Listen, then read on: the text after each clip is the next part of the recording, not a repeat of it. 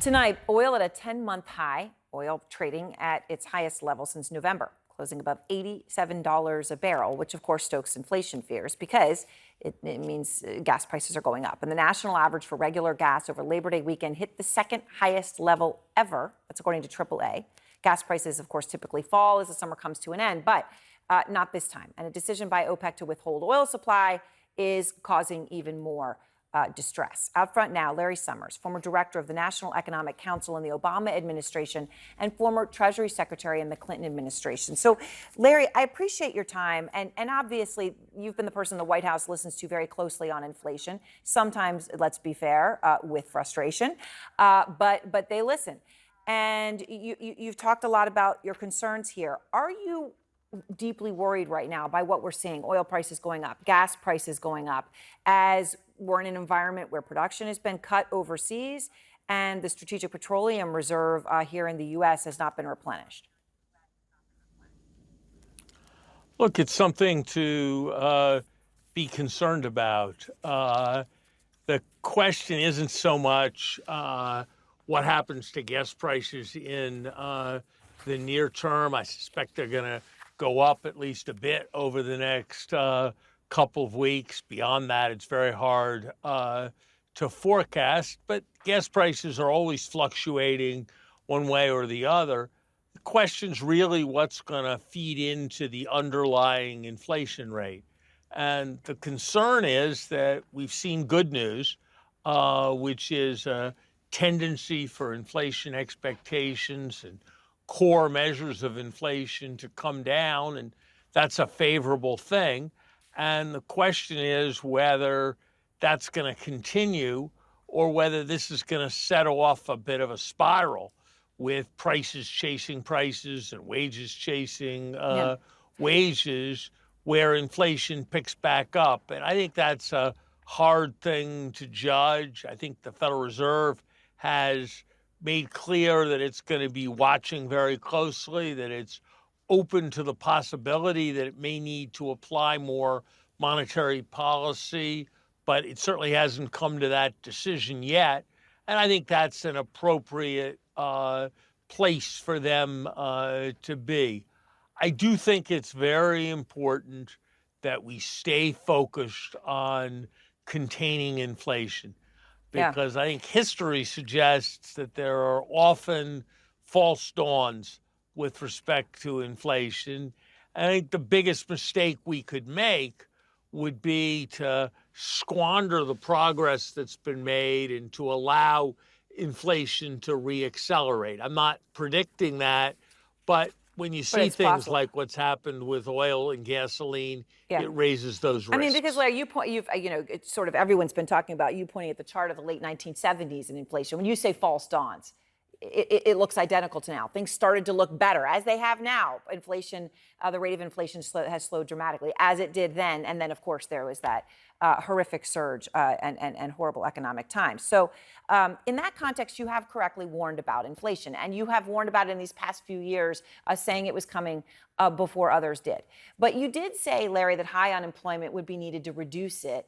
And, of course, right now, even though the inflation rate has been coming down generally, unemployment remains incredibly low, right? It hasn't taken a surge in unemployment for this to happen. So President Biden seemed to have you in mind this summer, Larry. He tweeted in part, quote, "Remember when the experts said that to get inflation under control, we needed to lower wages and drive up unemployment? I never bought that." Now, New York Magazine stated in a headline in June, pretty blunt on you. They said Larry Summers was wrong about inflation. Were you wrong? I don't think we know yet. I was certainly right that inflation was going to substantially accelerate. Whether we're going to achieve the proverbial soft landing, we all hope so. And we all would agree that the data has been favorable for the last 2 or 3 months. But whether this is all going to continue without having a recession, I don't think we know the answer to that yet.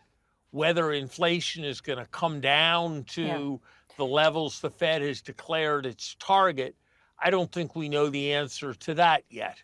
So I think it's way premature for anybody to be declaring victory and to be saying that the whole inflation problem has been resolved Yeah. without recession, though I'm certainly gratified by the fact that the numbers have come in somewhat better than I would have expected.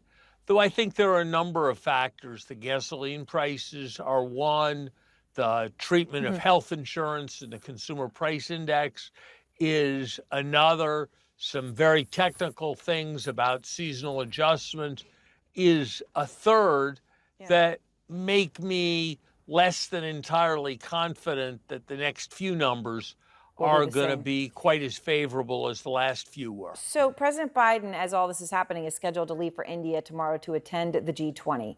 And, you know, in that context, these are global issues. Housing is actually a sort of I don't want to use the word crisis, but there's a lot of challenges around the world, right? In the U.S., mortgage rates in August, highest level in more than 2 decades. Credit card debt, record in this country. Average loan for a new car is a record high. Delinquencies in car loans are up. All these things are really scary.